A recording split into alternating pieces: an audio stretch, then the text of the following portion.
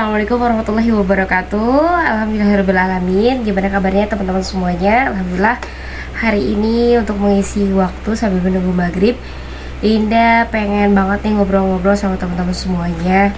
Dan masih seputar tentang umroh ya. Jadi ada beberapa hal yang sebetulnya masuk ya, pertanyaan-pertanyaan baik itu via WhatsApp atau via DM Instagram. Gimana sih sebetulnya langkah-langkah yang harus kita persiapkan ketika kita mau daftar umroh gitu ya. Apalagi yang masih awam banget tentang perumrohan, kemudian juga tentang apa saja sih biasanya dokumen-dokumennya, terus nanti perlengkapannya apa saja. Tapi kali ini Indah mau ngebahas dulu tentang pendaftaran umroh tuh biasanya apa aja.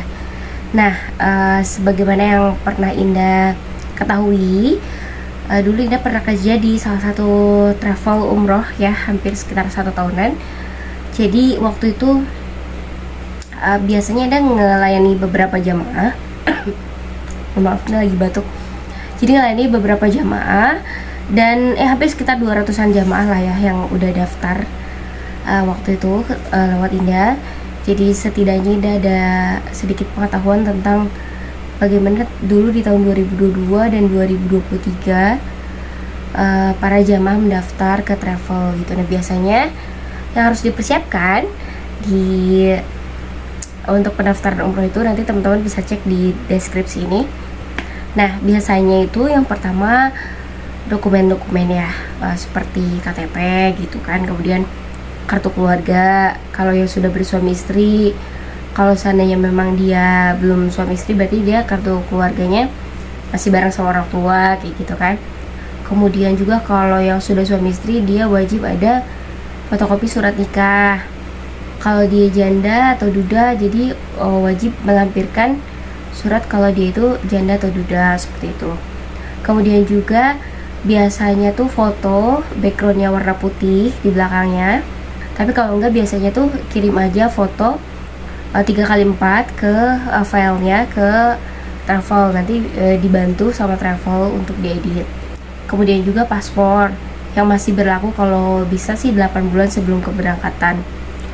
Jadi yang masih aktif gitu ya. Jadi kalau seandainya teman-teman mau berangkat di bulan Juli ini, maka maksimal banget paspor teman-teman itu aktif 8 bulan dari bulan Juli ini. Berarti tahun Juli, Agustus, September, Oktober, November, Desember, Januari, Februari, Maret 2025 gitu. Itu teman-teman masih aktif paspornya. Kemudian selain itu juga teman-teman mengisi formulir, tentunya nanti di travel yang sudah disediakan ada formulir online atau ada form gitu yang harus diisi oleh jamaah gitu. Kemudian juga yang paling penting adalah pembayaran DP. Nah biasanya pembayaran DP ini beda-beda tiap travel. Ada yang 5 juta, ada juga yang mungkin 1 juta, ada yang 500.000 dan sebagainya. Tapi ada beberapa travel yang memang mereka meminta DP-nya itu agak besar gitu, sekitar 10 jutaan.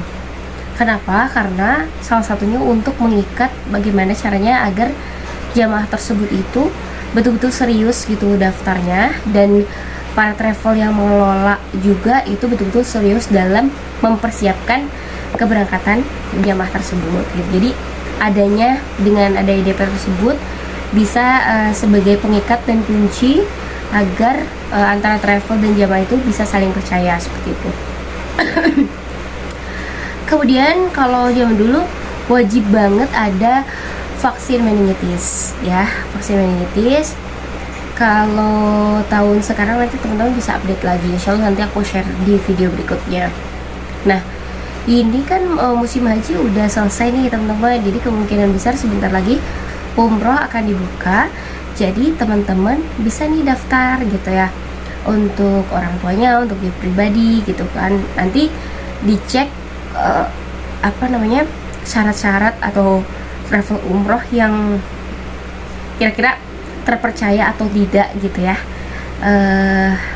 dia untuk melayani kita sebagai fasilitator untuk kita berumroh nantinya, seperti itu. Karena ada banyak sekali yang mungkin secara fisiknya atau luaran dan bangunannya itu memang megah dan sebagainya, tapi ternyata ya nauzubillah, seperti kasus-kasus yang di travel-travel sebelumnya gitu kan, yang ramai diperbincangkan di media sosial, di TV dan sebagainya, ada juga nih teman-teman yang memang ya ternyata travelnya bodong gitu, padahal mereka juga udah ada PPIU-nya dan udah ada PPIH dan sebagainya, tapi ternyata ya karena banyak embel-embel yang pengen murah, jadi sistemnya itu sistemnya Ponzi gitu ya dan sebagainya.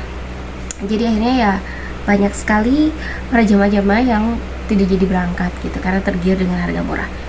Nah, insya Allah mudah-mudahan di next video ini akan share tentang beberapa hal yang harus teman-teman perhatikan ketika memilih travel.